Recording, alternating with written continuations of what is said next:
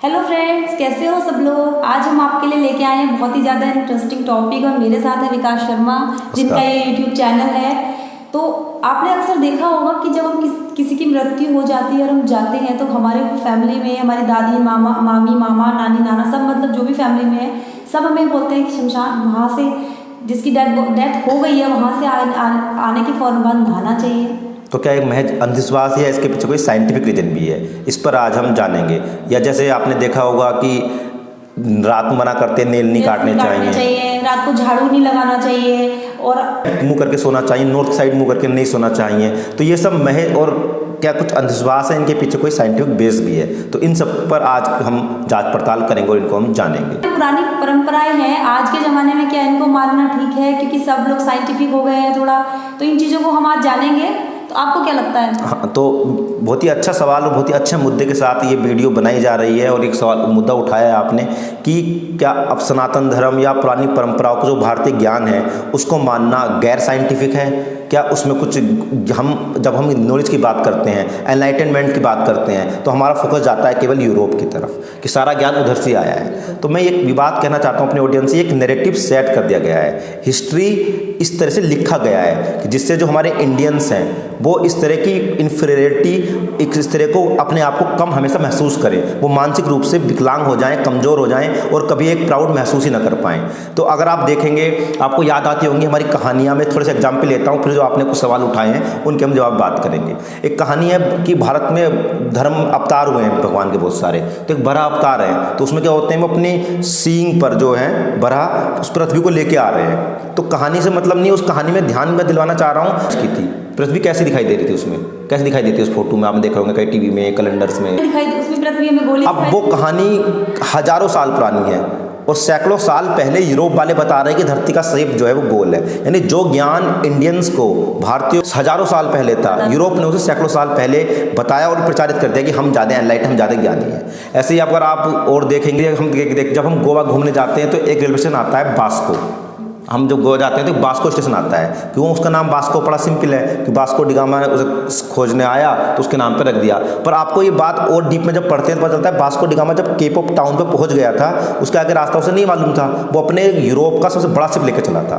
तो वहाँ जाकर उसे गुजराती भाई ने एक हेल्प की। गुजराती भाई, उनका नाम इवन मजीद या कुछ लोग कहते हैं कान्हा नाम था। तो कान्हा के पास उनसे कई गुना बड़ा शिप था और वो अपने यूरोप का बेस्ट शिप लेकर चले थे। वो रास्ता उन्होंने उसे दिखाया, उनकी मदद से वो यहाँ पे आया। तो गोवा का नाम जो बास्को स्टेशन है वो तो कान्हा होना चाहिए। पर हम इंडियन ने उनको ज़्यादा तवज्जो, जैसे अक्सर कहते हैं कि बोधायनपुर में, पाइथागोरस में से पहले बोधायन ने पता लगा लिया था। फ्योनो की सीरीज है तो मैथ की जो आपके सब जगह प्रकृति में दिखाई देती है, वो हम हेमचंद्र गुजरात के ही ने, हेमचंद जी ने खोज ली थी। तो साइंटिफिक होने को यूरोपियन ज्ञान को मान लेना कहते हैं। तो आइए इस पर भी और डिटेल में हम बात करेंगे। आज हम बात करते हैं जो जिस टॉपिक को लेकर आप टॉपिक पर आते हैं, जैसे हमने बात शुरू की थी। तो कुछ अंधविश्वास हम देखते हैं, कुछ जो अंधविश्वास जिसके पीछे मान्यता चल रही है, क्या उसके पीछे कुछ साइंटिफिक रीजन है भी? बिल्कुल। क्या आप इस बात पे बिलीव करेंगे कि हमारे जो पूर्वज थे, अंधविश्वास से पहले की बात कर रही हूँ, वो सच में साइंटिफिक थे? आप इस बात को मानते हैं? तो मैं यही कह रहा हूँ कि उसमें हमें साइंटिफिक टेम्पर को, अगर मैं एक सिंपल एक शब्द में कह रहा हूँ, जस्ट आस्किंग, आप सवाल उठाइए और सवाल को ढूंढने की उसके कोशिश कीजिए। पर हम क्या करते हैं, तुरंत मान लेते हैं। क्यों मान लेते हैं? उस प्रभाव में आके कि कोई बड़ा कह रहा है, प्रभावशाली व्यक्ति कह रहा है, कोई भी कह रहा है, तो हमें सिर्फ जस्ट क्वेश्चन करना है और सच जानने के लिए कई तरीके। तो हमारे जो पूर्वज थे साइंटिफिक थे, उसके बाद में हम लोग अंधविश्वास लेके आए हैं। तो सबसे पहला अंधविश्वास है हमारे यहाँ की जब किसी की डेथ हो जाती है फौरन आके नहाना चाहिए। हमारे यहाँ बोला जाता है कि अगर आप नहाओगे नहीं तो उसकी आत्मा आ जाएगी घर में, कुछ बुरा हो जाएगा। आपको क्या लगता है? बिल्कुल इस तरह जैसे आप जो कह रही हैं हम खुद फील करते हैं कि तुरंत जाके नहाते भी हैं, प्रैक्टिस देखते भी हैं। हमने क्वेश्चंस भी किए हैं अपनी मम्मी से या परिवार में, आपने किया नहीं किया? मैं तो बहुत क्वेश्चंस करती थी कि क्यों नहाएं, क्या हो जाएगा? तो मम्मी सिर्फ सीधा सीधा यही बोलती थी, नहीं नहाने से बुरी आत्मा आती है, वो उसकी डेथ हो गई है, उसकी आत्मा हमारे घर आ जाएगी, ऐसा ऐसा बोला जाता था। भूत चिपट जाते हैं। पर ये चीज़ थी।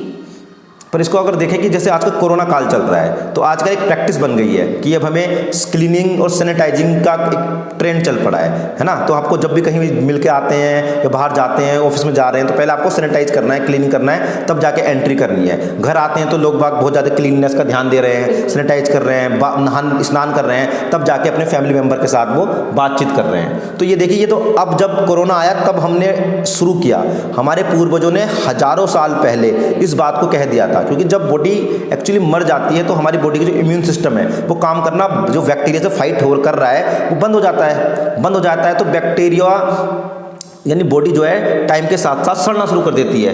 और जब जो लोग अंतिम यात्रा में गए हैं वो क्लोजली उनके पास आए हैं बॉडी के, तो उन बैक्टीरिया, जो हार्मफुल बैक्टीरिया भी हैं, वो उनके पास आने की संभावना है। उस संभावना को कम करने के लिए घर आके सबसे पहले बताया कि आप नहाइए, तब जाके आप अपने अगले कार्य में शुरू कीजिए। ऐसा नहीं है कि भूत आपको चिपट जाएगा, तो वो तो कम्युनिकेशन, अब इस लॉजिक को समझाएं कैसे, तो बीच में कम्युनिकेट करने के लिए इस तरह समझाते हैं भाई कि नहाना है, क्यों नहाना है, डरा दिया, डर से, जैसे हम कहते हैं बच्चे से कि छोटा बच्चा होता है वो बात नहीं, बाहर मंग किया जाएगा, चल सो जा। तो इस तरह एक गलत मैसेज से हमने बात को आगे पहुंचाई। पर अगर देखें तो उसके पीछे इतना बड़ा साइंटिफिक बेस है, जो आज हम देख रहे हैं कि अगर बैक्टीरिया को दूर रखना है, कोरोना को घर में आना है, तो सैनिटाइज, बार बार सब कह रहे हैं कि बार बार हाथ को धोइए, क्लीन कीजिए। तो ये हम हजारों साल पहले से इंडियन कल्चर में इसको रखा गया है।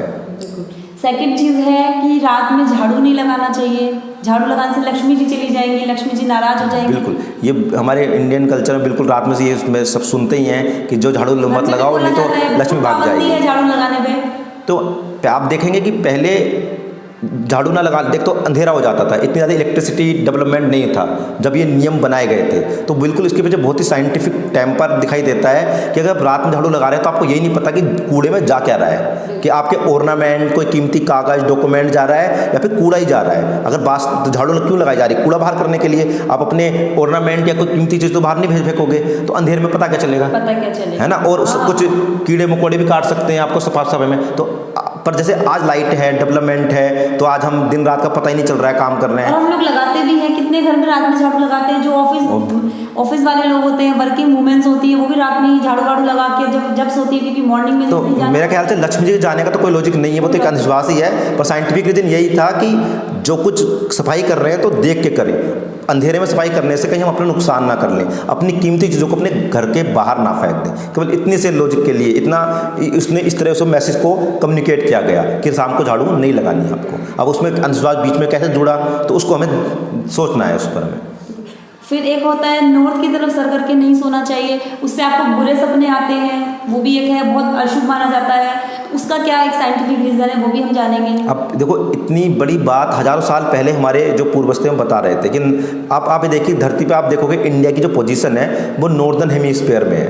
तो नॉर्दर्न हेमीस्फीयर में हमारा इंडिया आ रहा है, और नॉर्दर्न हेमीस्फीयर में सोने से जो मैग्नेटिक फील्ड होता है अर्थ का, वो मैग्नेटिक फील्ड का एक सिंपल सा चार्ज का नियम होता है, आवेश का नियम, जब पढ़ता है साइंस में सबने पढ़ा ही होगा कि same charge repel each other, opposite charge attract each other. तो नॉर्थ करेंगे, नॉर्थ की साइड सिर करके सो रहे हैं और नॉर्थ का मैग्नेटिक फील्ड है, तो क्या करेगा, वो हमें परेशान कर सकता है, वो रिपेल कर सकता है। तो उस आवेश से बचने के लिए, सूथनेस के लिए हमारे पूर्वज ने कहा कि आप इस तरह मत सोइए, आप साउथ की तरफ सोइए, तो आपको मैग्नेटिक फील्ड की वजह से जो डिस्टर्बेंस है उससे बच जाओगे आप। उसमें बीच में ये अंधविश्वास कम्युनिकेशन मैसेज कम्युनिकेट करने के लिए आ गया कि ऐसे सो क्यों, रीज़न नहीं गया आगे उसकी, कुछ आपके बुरे सपने आएंगे, ये आएंगे। नेक्स्ट हमारे पास हम ऐसा बोलते ही हैं कि शीशा टूट गया तो भी अपशगुन होने वाला है बहुत बड़ा।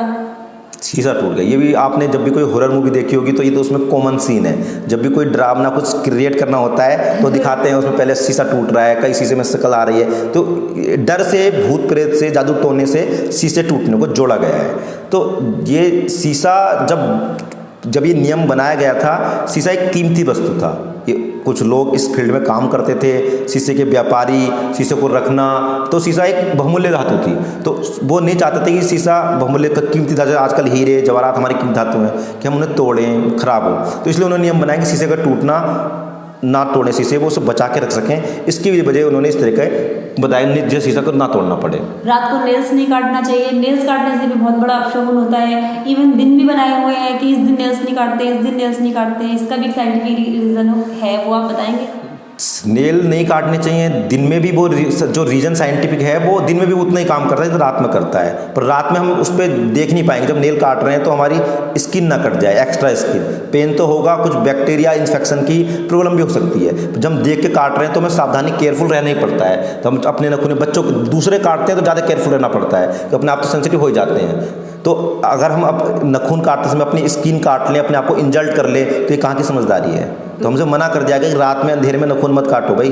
तो ये उसकी कितना ज़्यादा वो सोच समझ के कहा कि आपको प्रॉब्लम ही ना हो, क्योंकि वो केवल स्किन नहीं कट रही है, स्किन कटने से और कई तरह के इन्फेक्शन, बैक्टीरिया जब स्किन कमज़ोर हो जाती है तो आ जाते हैं। इसको भी हम देख सकते हैं। अंधविश्वास को नहीं माने। नेक्स्ट हमारे पास है एक क्वेश्चन, ये भी बहुत घर में यूज होता है, आपके घर में भी होता होगा, रात में चमगादड़ आ गई तो उसका भी बहुत बड़ा अपशगुन हो गया। जैसे अभी हम बात आ गया चमगादड़ के साथ। जैसे अभी आपने कहा ना टूटे हुए शीशे की बात कर रहे थे, तो उसको हॉरर से जोड़ा गया है। तो चमगादड़ का भी कनेक्शन डेमन से जोड़ा गया है, बुरी शक्तियों से जोड़ा गया है। भूत प्रेत को एक सीन क्रिएट करना है तो चाहे राज मूवी हर पिक्चर के गाने हो कोई भी, चमगादड़ आपको उड़ती हुई जरूर दिखाई देगी। तो डरावना बनाने के लिए ये सब चीज़ों का यूज किया गया। कहते हैं कि चमगादड़ घर में आ गए तो किसी व्यक्ति की मौत हो जाएगी, ऐसा उसके बारे में यहाँ तक कहा जाता है। तो आप देखेंगे चमगादड़ जिस तरह का प्राणी है तो वो कई सारी हिस्ट्री ये बताती है, बड़ी भयंकर बीमारी लेके आया है, जैसे रेबीज है, इबोला है, और उनकी मोर्टेलिटी रेट बहुत ज़्यादा थी।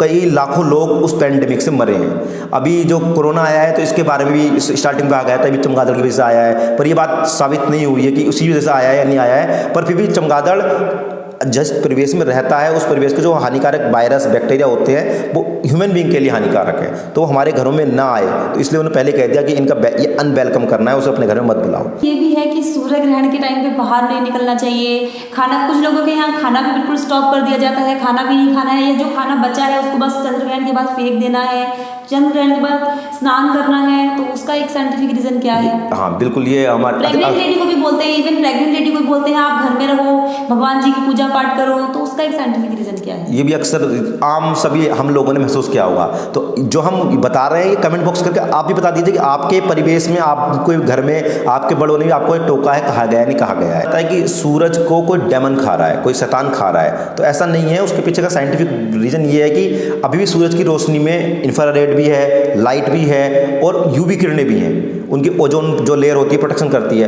पर उस टाइम पे अल्ट्रावायलेट किरणों की इंटेंसिटी ज़्यादा हो जाती है, और जो हमारी स्किन है या ह्यूमन बीइंग है वो उसके लिए अडेप्ट नहीं है, तो हम अपने आप को हार्म पहुंचा सकते हैं। वो खासकर स्किन को छोड़ो, रेटिना जो होती है हमारी, वो रेटिना को हार्म पहुंचा सकता है। इसलिए कहा जाता है डायरेक्ट ना देखें। तो कहा जाता है कि आप घर में कोई एक्सरे हो या आजकल 3D जो मूवी देखते हैं वो स्पेक्स आ रहे हैं, गूगल आ रहे हैं, उनसे अब देख के आप जो आज छोटे छोटे साइंस क्लब हो गए हैं वो बच्चों को दिखा ही रहे हैं वो तो उसके, और जो जिन लोगों को जेनेटिक डिसीज होती है और जो प्रेग्नेंट लेडीज होती हैं आपने उनको बताया, तो उनके यूवी रेज से उनके बच्चों को, जेनेटिक डिसीज वालों को प्रॉब्लम बढ़ जाती है। तो इसलिए उनको मना किया गया है, जिससे वो सूर्य ग्रहण में जाएं, वो अपने आप को या अपने आने वाली संतान को हार्म ना पहुंचा लें, सिर्फ इसलिए उनको मना किया। लोग, बड़े लोग कहते हैं कि सूरज ग्रहण में ना जाएं, खाना ना बनाएं, तो जस्ट कि आज पहले खुले में रहते थे तो यूवी रेज का हमारे से कांटेक्ट आसान हो जाता था, पर जिस तरह के आजकल रहन सहन है तो आप देखेंगे कि सूरज की रोशनी तो आ ही नहीं पाती है वहाँ पे। तो घर के अंदर हम खाना बना रहे हैं तो उसमें यूवी रेज का आ ही जाएगी,